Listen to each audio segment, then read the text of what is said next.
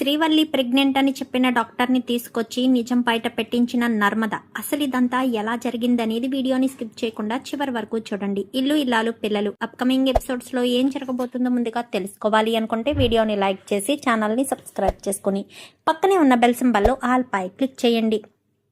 శ్రీవల్లి నిజస్వరూపం రామరాజు ముందు బయట పడాలి అని మీరు కూడా కోరుకుంటే కామెంట్లో ఎస్ అని టైప్ చేయండి. మొత్తం మీద చూసుకున్నట్లయితే కనుక నర్మద దొంగ పోలీస్ ఆట ఆడి మొత్తానికైతే ఆ డాక్టర్ ఇచ్చిన స్కానింగ్ రిపోర్ట్స్ని అయితే తీసుకుంటుంది. రిపోర్ట్స్ తీసుకోవడంతో తన చీర చింగులో దాచిపెట్టుకుని సరాసరి హాస్పిటల్కి వచ్చేస్తుంది.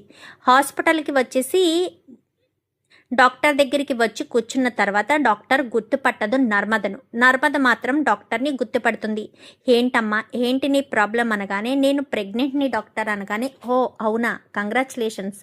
అసలు నువ్వు ప్రెగ్నెంట్ అని ఎవరు కన్ఫర్మ్ చేశారు, ఏ డాక్టర్ కన్ఫర్మ్ చేశారు చెప్పమ్మా అని చెప్పనగానే, నేను కళ్ళు తిరిగి పడిపోయాను డాక్టర్, హాస్పిటల్కి తీసుకొచ్చారు. ఆ సీనియర్ మోస్ట్ డాక్టర్ నన్ను చెక్ చేసి నేను ప్రెగ్నెంట్ని అని చెప్పారు అని చెప్పి నర్మద వల్లికి జరిగిన విషయాన్ని తిప్పి చెప్తుంది. చెప్పేసరి అంటే తన విషయంగా జరిగినట్టుగా చెప్తుంది నర్మద. చెప్పడంతో అవునా, ఇదిగో ఆ డాక్టరు మరి అలా ఎలా చెప్తారమ్మా, స్కానింగ్ కూడా తీశారు డాక్టర్ అని చెప్పనేసరికి, అవునా, ఏది స్కానింగ్ రిపోర్ట్స్ ఏవి అనగానే స్కానింగ్ రిపోర్ట్స్ అటు తిప్పి ఇటు తిప్పి ఇటు తిప్పి అటు తిప్పి మొత్తం చెక్ చేసిన తర్వాత ఈ స్కానింగ్ రిపోర్ట్స్ కరెక్ట్ కాదని నాకు అనుమానం కలుగుతుందమ్మా అని చెప్పనేసరికి, అలా ఎలా అనుమానం కలుగుతుంది డాక్టర్ మీకు, ఎందుకంటే దీని మీద నీ పేరు లేదు, అసలు స్కానింగ్ రిపోర్ట్ ఎప్పుడు తీసారో ఏంటో ఒక డేటు అసలు ఏమీ లేవు, అలాంటి తప్పుడు ఇది కరెక్ట్ అని ఎలా చెప్తావు అని చెప్పాను. కానీ అదేంటి డాక్టర్ అలా మాట్లాడతారు, అసలు మీరు డాక్టరేనా, మీరు అలా ఎలా మాట్లాడగలుగుతారు అని చెప్పి ఇంకా నర్మద కోపం వచ్చేటట్టుగా మాట్లాడేసరికి, నాకు 15 సంవత్సరాల ఎక్స్పీరియన్స్ ఉందమ్మా, నేను ఎంతో మందికి డెలివరీలు చేశాను, చాలా మందికి పిల్లలు పుట్టని వాళ్ళకు కూడా పిల్లలు కలిగేటట్టు నేను ఎంతో వైద్యం చేయించాను, మరి అలాంటి తప్పుడు నాకు తెలీదు అంటావేంటి,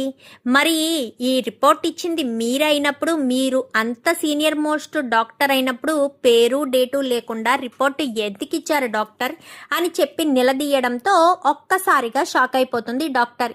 ఏంటి అర్థం కాలేదా, కళ్ళు తిరిగి పడిపోయింది అని చెప్పింది నేను కాదు, శ్రీవల్లి అనే మా అక్క, అంటే మా తోటి కోడలు, కళ్ళు తిరిగి పడిపోవడంతోనే తను ప్రెగ్నెంట్ అని చెప్పారు.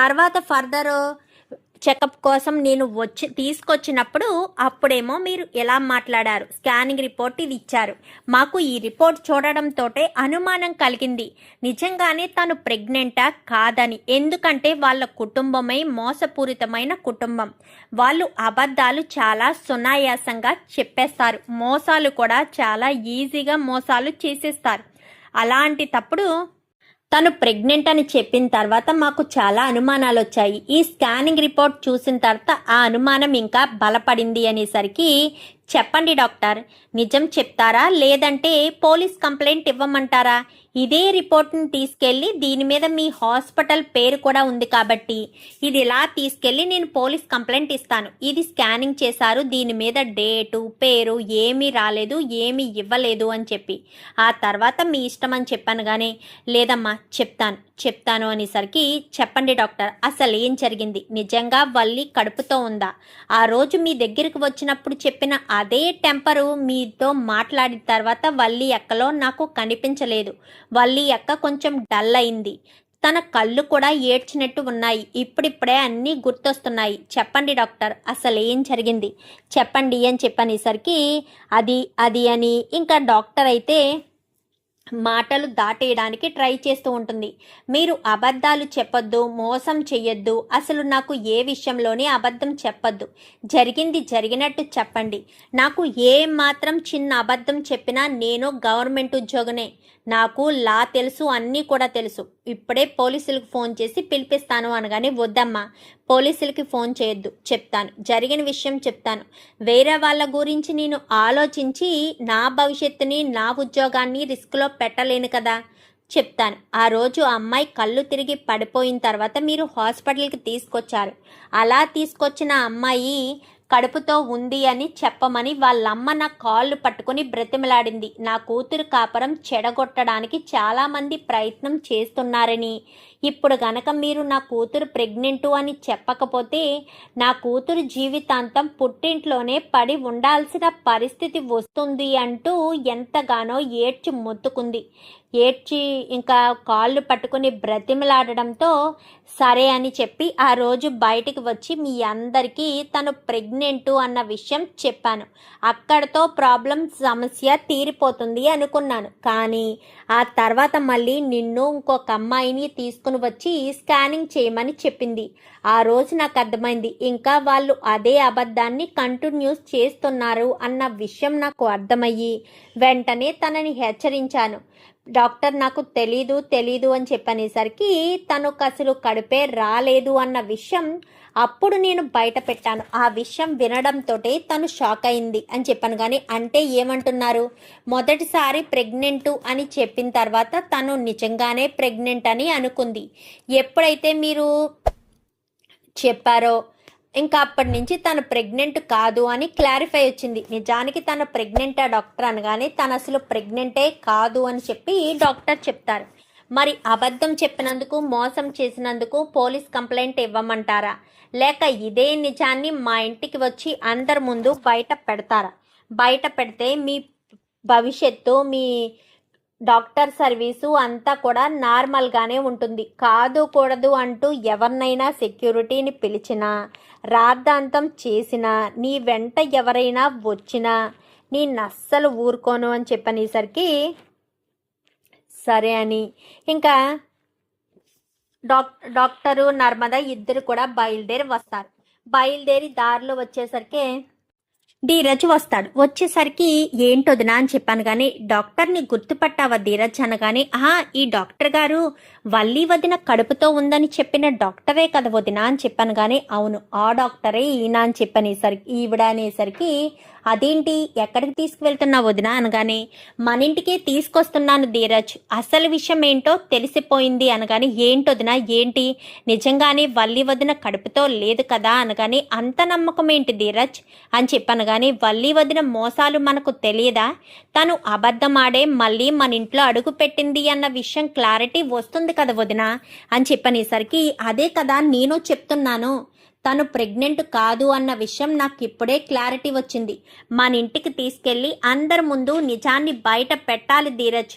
ఇప్పుడు ఇంట్లో వాళ్ళందరి దృష్టిలో అత్తయ్య దృష్టిలో బావగారి దృష్టిలో నేనే వల్లి కడుపుని పోగొట్టాను అని అంటున్నారు కదా, మరి నేను నిజానికి అసలు వల్లికి కడుపే లేనప్పుడు నేను కడుపెలా పోగొడతాను అని చెప్పాను. కానీ మరి డాక్టర్ చెప్తానన్నారా అని అనేసరికి చెప్తాను, అన్నీ చెప్తాను, ఇంటికి వచ్చాక చెప్తాను, నేను మోసం చేయాల్సిన అవసరం లేదు, నా 15 ఏళ్ల ఎక్స్పీరియన్స్లో ఎలాంటి కేసు నాకు తగలలేదు. కానీ వాళ్ళు ఎంత మోసగాళ్ళో మీ వదిన చెప్పిన తర్వాతే నాకు అర్థమైంది. అలాంటి వాళ్ళని నేను అస్సలు వదిలిపెట్టను. ఏదో కూతురు కాపురం అని చెప్పింది కాబట్టి ఇది సర్లే అనుకున్నాను. కానీ వాళ్ళు ఎంత మోసం చేశారో ఎన్ని రకాలుగా మోసం చేశారో అన్నీ తెలుసుకున్న తర్వాత నాకు అప్పుడు అర్థమైంది అని చెప్పనేసరికి సరే అని మీరిద్దరూ ఇలా ఆటోలో వచ్చేస్తారా వదినా అనగానే మేమిద్దరం ఆటోలో వచ్చేస్తాము, నువ్వు మీ అన్నయ్య చందుకి ఫోన్ చేసి మీ నాన్నకు ఫోన్ చేసి అందరినీ ఇంటి దగ్గర ఉండమని చెప్పు అని చెప్పాను. కానీ సరే వదినా అని చెప్పి వెంటనే ఫోనులు చేస్తాడు. ఫోనులు చేసి ఎక్కడున్నారు అన్నయ్య అని చెప్పాను. కానీ ఇంకెక్కడ ఉంటానురా, రైస్ మిల్లోనే ఉన్నాను అనేసరికి అయితే రైస్ మిల్ నుంచి అర్జెంటుగా ఇంటికి రా అని చెప్పాను. కానీ ఇంటికి రావాలా, ఎందుకు రా అని చెప్పనేసరికి ముందు రా అన్నయ్య అని చెప్పాను. కానీ సరే అని బాబాయ్ చిన్నోడు ఎందుకు అర్జెంటుగా ఇంటికి రమ్మంటున్నాడు, రా బాబాయ్ ఇంటికి వెళ్దాము అని రా మామయ్య ఇంటికి వెళ్దామని. కానీ సరే పద పెద్దలుడు అని చెప్పి ఇంకా వీళ్ళిద్దరూ బయలుదేరతారు. రామరాజు కూడా బయలుదేరతాడు. అందరూ కూడా బయలుదేరి వస్తారు. అందరూ కూడా ఇంటికి వచ్చేసిన తర్వాత ఏంట్రా ఎందుకు అర్జెంటుగా రమ్మని చెప్పావు, ఏంట్రా కొంపలేయో మునిగిపోయినట్టుగా నన్ను ఇవన్నీ ఎందుకు చేయమన్నావు అనగానే వీటన్నిటి విషయం పక్కన పెడితే మీకు ఒక విషయం తెలియాలి మామయ్య అని చెప్పనేసరికి దేని గురించి అమ్మా దేని గురించి ఇంకేం చెప్తావు అంటే అన్నానంటారు కానీ ఇంకెన్ని అబద్ధాలు చెప్తావు ఎన్ని మోసాలు చేస్తావు మీ గురించి అత్తయ్య ముఖ్యంగా నిరూపించాలనుకున్నది. ఎందుకంటే వల్లి యొక్క కడుపులోని బిడ్డ అదే తన కడుపులో ఊపిరి పోసుకుంటున్న బిడ్డ నా వల్లే ప్రాణం పోయిందని దానికి తను ఎంతో బాధపడిపోతుందని తెగ బాధపడిపోయారు కదా. అసలు వల్లి యొక్క కడుపులో బిడ్డ ఉంటే కదా అత్తయ్య తను కడుపు పోయిందని తను బాధపడిపోవడానికి అనగాని ఏ అమ్మాయి ఏంటి ఏం మాట్లాడుతున్నావు గవర్నమెంట్ కోళ్ళ అని చెప్పాను. కానీ నిజం మాట్లాడుతున్నాను అత్తయ్య, నేను అబద్ధం మాట్లాడుతున్నాను అనుకుంటున్నారా? లేదు, నిజంగానే వల్లి యొక్క కడుపులో బిడ్డ లేదు, అసలు తను ప్రెగ్నెంటే కాదు అని చెప్పాను. కానీ ఏంటి నర్మదా అలా మాట్లాడుతున్నావు? నా కడుపులో బిడ్డ పోయి నేను ఎంతో బాధపడుతూ దుఃఖపడుతూ నేను చాలా బాధపడ్డాను. అలాంటి తప్పుడు నువ్వెందుకు ఇలా మాట్లాడుతున్నావు నర్మదా? కడుపులో బిడ్డ పోతే ఎవరికైనా బాధ కలుగుతుంది, ఏమంటారు అత్తయ్య గారండి ఆయ్ అని చెప్పి మాట్లాడేసరికి అవును కడుపులో బిడ్డ పోతే బాధగానే ఉంటుంది. మీరు చెప్పింది కరెక్టే అత్తయ్య, కడుపులో బిడ్డ పోతే బాధగానే ఉంటుంది. కానీ ఆ కడుపులో బిడ్డ ఉంటే కదా అత్తయ్య బాధగా ఉండడానికి, బాధ లేకుండా ఉండడానికి అని చెప్పాను. కానీ ఏం మాట్లాడుతున్నావు? కడుపు బిడ్డ లేకపోవడం ఏంటి అని చెప్పాను. కానీ అవును నీ కడుపులో బిడ్డ లేదు, ఎందుకంటే నువ్వు అసలు ప్రెగ్నెంట్వే కాదు కాబట్టి. లేదు సల్లాయి అని చెప్పాను. కానీ డాక్టర్ గారు అని చెప్పనేసరికి డాక్టర్ కాస్త వచ్చి నిలబడుతుంది. ఈ డాక్టరు అని చెప్పాను. కానీ అదే అన్నయ్య, ఈ డాక్టర్ వల్లి వదిన కడుపుతో ఉందని చెప్పిన ఆ డాక్టర్ గారే. చెప్పండి డాక్టర్ అసలు ఏం జరిగింది అని చెప్పనేసరికి ఎందుకు నర్మదా ఇప్పుడు ఆ డాక్టర్ గారిని ఇంటికి తీసుకొచ్చావు అనగానే కొన్ని నిజాలు బయట పడాలి బావగారు, బయట పడితేనే కదా ఎవరు ఏం చేశారనేది తెలుస్తుంది. ఎందుకంటే వల్లి యొక్క కడుపులో బిడ్డ చనిపోవడానికి కారణం నేనే అన్నట్టు తన మీద కోపం ఉంటే ఎంతైనా ఆడదానివే కదా, తన కడుపులోని బిడ్డ ప్రాణాలు తీసేంత కోపం ఉందా నర్మదా అంటూ మాట్లాడారు కదా. వల్లి యొక్క కడుపుతో ఉందనగానే సంతోషించాం బావగారు, అలాంటిది తన కడుపులో బిడ్డ ప్రాణాలు తీసేంత దుర్మార్గులమైతే కాదు. మీకు నిజాలు తెలియాలి, చెప్పండి డాక్టర్ సైలెంట్గా ఉంటారేంటి అనగానే మీరంతా నన్ను క్షమించాలి. ఆ రోజు నేను అబద్ధం చెప్పాను. నిజానికి ఈ వల్లి కళ్ళు తిరిగి పడిపోయిన తర్వాత హాస్పిటల్కి తీసుకొస్తే నేను చెకప్ చేశాను. చెకప్ చేసిన తర్వాత తను హై బీపీ వల్ల కళ్ళు తిరిగి పడిపోయిందే కానీ తన కడుపులో ఎలాంటి బిడ్డ లేదు, తను అసలు ప్రెగ్నెంటే కాదు. ఆ విషయమే నేను చెప్దాము అని బయటికి వస్తున్న సమయంలో వీళ్ళమ్మ భాగ్యం వచ్చి నా కూతురు కాపరం చెడిపోతుంది, మీరు గనక ఇప్పుడు తన కడుపుతో లేదు అని చెప్తే నా కూతుర్ని ఎప్పుడెప్పుడు బయటకు గెంటేయాలా అని చూస్తున్న వాళ్ళంతా కూడా ఇదే సరైన అవకాశం అని నా కూతుర్ని శాశ్వతంగా పుట్టింటికి పంపించేస్తారు. పైగా మా అల్లుడికి పెళ్ళయ్యి సంవత్సరం అవుతుంది, పిల్లలు కలగలేదని ప్రతిరోజు నా కూతుర్ని ఏదొకటి అంటున్నాడు. దయచేసి మీరు నా బాధను అర్థం చేసుకుని నా కూతురికి కడుపుందని చెప్తే మళ్ళీ తను అత్తవారింట్లో అడుగుపెట్టి తన భర్తతో సంతోషంగా ఉంటుంది. ఆ తర్వాత విషయం జాయిగా తనకు అర్థమయ్యేటట్టు చెప్పడమో ఏదొకటి చేయడమో నేను చేస్తాను డాక్టర్, మీకు ఎలాంటి ఇబ్బంది లేకుండా నేను చూసుకుంటాను అని చెప్పి ఆ రోజు వాళ్ళమ్మ భాగ్యం నా కాళ్ళు పట్టుకుని బ్రతిమలాడడం వల్లే ఆ రోజు వల్లి కడుపుతో ఉందని నేను చెప్పాను. సర్లే అక్కడితో అయిపోయింది అనుకుంటే ఒక వారం రోజులకి ఈ అమ్మాయితో పాటు మరొక అమ్మాయిని కూడా తీసుకొచ్చి డాక్టర్ నేను కడుపుతో ఉన్నాను కదా స్కానింగ్ చేసి రిపోర్ట్స్ ఇవ్వండి అంటూ చాలా కోపంగా మాట్లాడింది. అదేంటి ఈ అమ్మాయి ఎలా మాట్లాడుతుంది అని అనుకుని నిజంగా ఈ అమ్మాయికి తెలియదు అనుకుంటా, ఇప్పుడు అందరి ముందు ఎందుకు బయట పెట్టడం అని ఈ అమ్మాయిని మరొక అమ్మాయిని బయట వెయిట్ చేయమని చెప్పి తనకు అర్థమయ్యేటట్టు చెప్పాను. అర్థమయ్యేటట్టు చెప్పడంతో తను షాక్ అయింది. నిజానికి నేను కడుపుతో లేనా డాక్టర్ అని చెప్పాను. కానీ నువ్వు అసలు కడుపుతోనే లేవు, మరి నువ్వు కడుపుతో ఉన్నావని మీ అమ్మ చెప్పమంటేనే చెప్పానే తప్ప నేనైతే నేను అబద్ధం చెప్పాలని చెప్పలేదు అనేసరికి, ప్లీజ్ డాక్టర్, నా కాపురం చెడిపోతుందని మళ్ళీ వాళ్ళమ్మ ఎలా అయితే బ్రతిమలాడిందో ఈ అమ్మాయి కూడా అలాగే బ్రతిమలాడింది. ససేమిరా చెప్పను అన్నాను.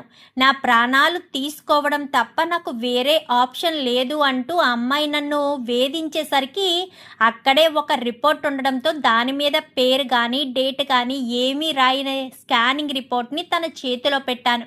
ఆ రిపోర్ట్నే ఈ రిపోర్ట్ ఇది అని చెప్పనేసరికి, అవును మామయ్య, ఆ రోజు హాస్పిటల్కి వెళ్ళాం కదా, ఆ రిపోర్ట్ చేతిలో పెట్టారు. నిజంగా మేము అది అప్పుడు చూసినప్పుడు నిజమే అని అనుకున్నాము. కానీ తర్వాత అర్థమైంది, వల్లి అక్క చేసే ప్రతి పని మాకు అనుమానంగానే అనిపించేది. తను అసలు నిజంగా కడుపుతో ఉందా లేదా అని.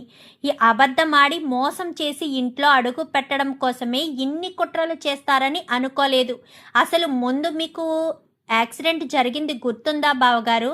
ప్రేమ కాపాడింది. ఆ యాక్సిడెంట్ చేయించింది కూడా ఎవరో కాదు, వీళ్ళే ప్లాన్ ప్రకారం మీకు చిన్న గాయాలు తగలాలని డమ్మీ ప్రమాదం మీకు ఏర్పాటు చేసి ప్రేమకు దెబ్బలు తగిలేటట్టు చేశారు. ఆ ప్లాన్ బెడ్సి కొట్టడంతో ఇది సరైన అవకాశమని వాళ్ళమ్మ భాగ్యం ఈ వల్లి ఇద్దరూ కలిసి కడుపు నాటకం మొదలు పెట్టారు. ఆ నాటకంలో భాగంగానే తనకు అసలు కడుపుతో ఉందా లేదా అని నిరూపించడం కోసమే ఆ రోజు మీరు ఎంత వద్దు అంటున్నా కానీ నేను హాస్పిటల్కి తీసుకువెళ్ళడానికి సిద్ధమయ్యానత్తయ్య. కానీ వీళ్ళు అది కూడా అదునుగా తీసుకుని దాన్ని కూడా వాళ్ళకు తగ్గట్టుగా మార్చుకుని నా వల్లే తన కడుపులో ఉన్న బిడ్డ ప్రాణాలు పోయాయని వల్లి అక్క నన్ను అందరి ముందు నన్ను దోషిని చేసింది అని చెప్పి మాట్లాడేసరికి ఒక్కసారిగా వేదవతి షాక్ అయిపోతుంది. ఏంటి ఇదంతా నిజమనగానే, అవును, తను అసలు ప్రెగ్నెంటే కాదు, ప్రెగ్నెంట్ కాకుండానే ప్రెగ్నెంట్ అని అబద్ధం ఆడాను. నాకు తెలిసి ఆ కడుపు పోయిందని చెప్పిన డాక్టర్ కూడా డమ్మీయే కావచ్చు. ఏ డాక్టర్ కూడా కడుపుతో లేని అమ్మాయికి కడుపు పోయింది అని అబద్ధం చెప్పదు. నేను ఆ రోజు కడుపుతో ఉందని చెప్పడానికి కారణం భాగ్యం నన్ను బ్రతిమలాడడం వల్లే. అలాగే వేరే డాక్టర్ని కూడా బ్రతిమలాడుంటారు, ఆవిడ అలా చెప్పుండొచ్చు అని చెప్పనేసరికి, ఏంటి వల్లి ఏంటిదంతా అని చెప్పి ఇంకా చందు అడుగుతూ వల్లి వైపు అడుగులు వేస్తూ ఉంటే వల్లి వణికిపోతూ వెనక్కి అడుగులు వేస్తూ ఉంటుంది. చెప్పు వల్లి అని చెప్పి అడుగుతూ ఉంటే చెంప చెల్లు మనిపిస్తాడు. ఏం మాట్లాడదు. రామరాజు ఆలోచనలో పడతాడు.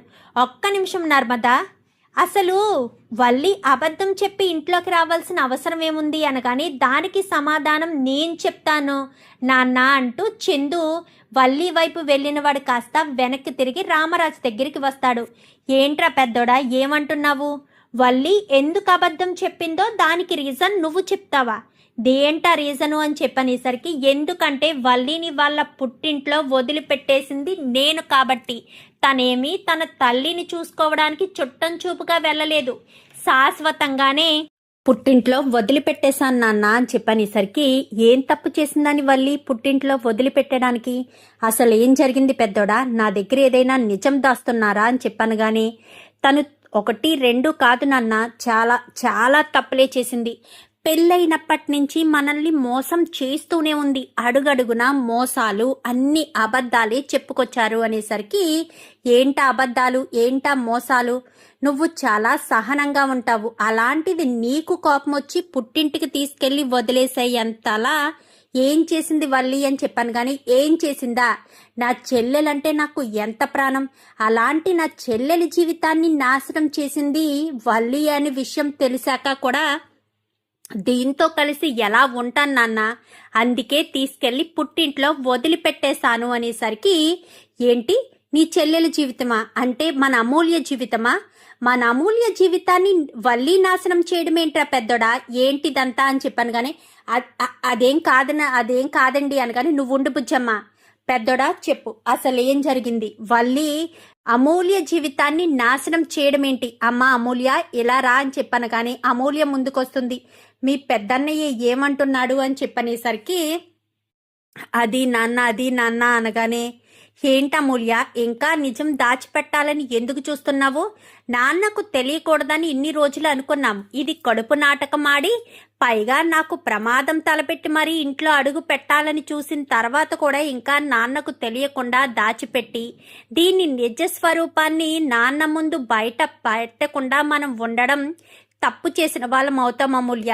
చెప్పేయడమే మంచిది అని చెప్పనేసరికి, ఏంటి చిన్నమ్మాయి చెప్పమ్మాయి అని చెప్పాను గాని, నాకు విశ్వకు మధ్య ప్రేమాయణం నడిపించింది ఎవరో కాదు నాన్న, వల్లి వదినే అని చెప్పాను గాని ఒక్కసారిగా షాక్ అయిపోతాడు ఇంకా రామరాజు. అయితే ఏం మాట్లాడుతున్నావు పెద్దమ్మాయి, సారీ చిన్నమ్మాయి, ఏంటి నీకు విశ్వకు మధ్య ప్రేమ రాయబారం నడిపింది వల్లినా అని చెప్పాను గాని, అవును నాన్న, వల్లి వదినే విశ్వను ప్రేమించమని, విశ్వను ప్రేమిస్తే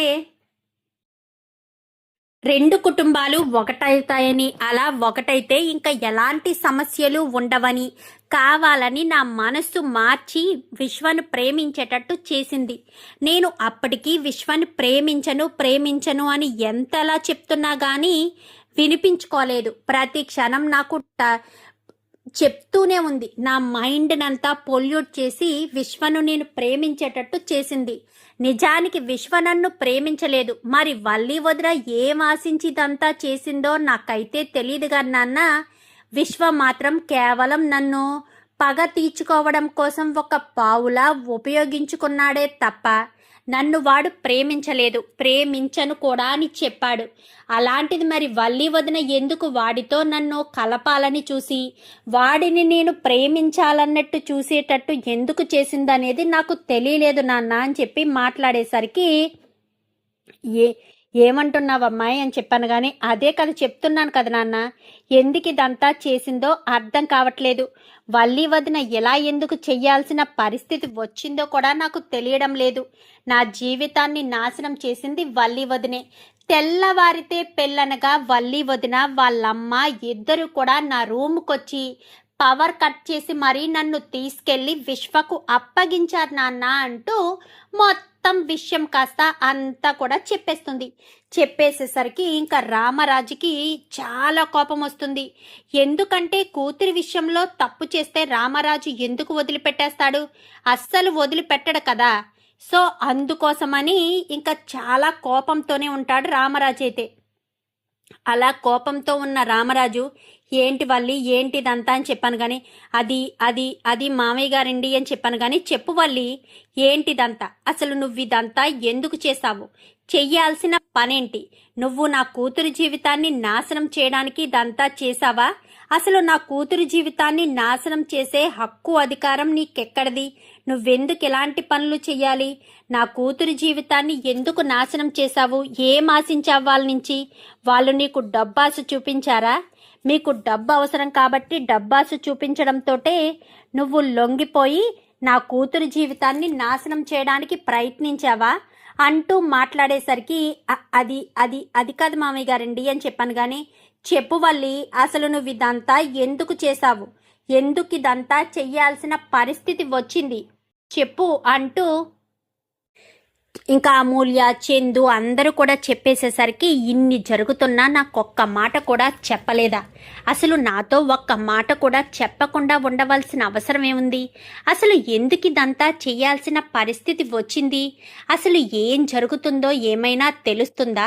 ఇంత పెద్ద తప్పు, ఇంత పెద్ద పొరపాటు ఎందుకు చేసింది వల్లి అంటూ ఇంకా రామరాజు అయితే వల్లిని కొట్టడానికి చెయ్యెత్తుతాడు కానీ, నేను ఒక ఆడదాని మీద చెయ్యెత్తేనంత దుర్మార్గుడిని కాదు, అది ఇంటి కోడల మీద చెయ్యెత్తేంత దుర్మార్గుడిని అయితే కాదు. ఒక్క క్షణం కూడా నా కంటి ముందు నువ్వు కనిపించడానికి వీల్లేదు.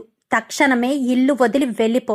నా కూతురు జీవితాన్ని నాశనం చేసి పైగా నా ఇంటి వారసుడు నీ కడుపునలో ఉన్నాడని ఎన్ని ఆశలు పెంచావు.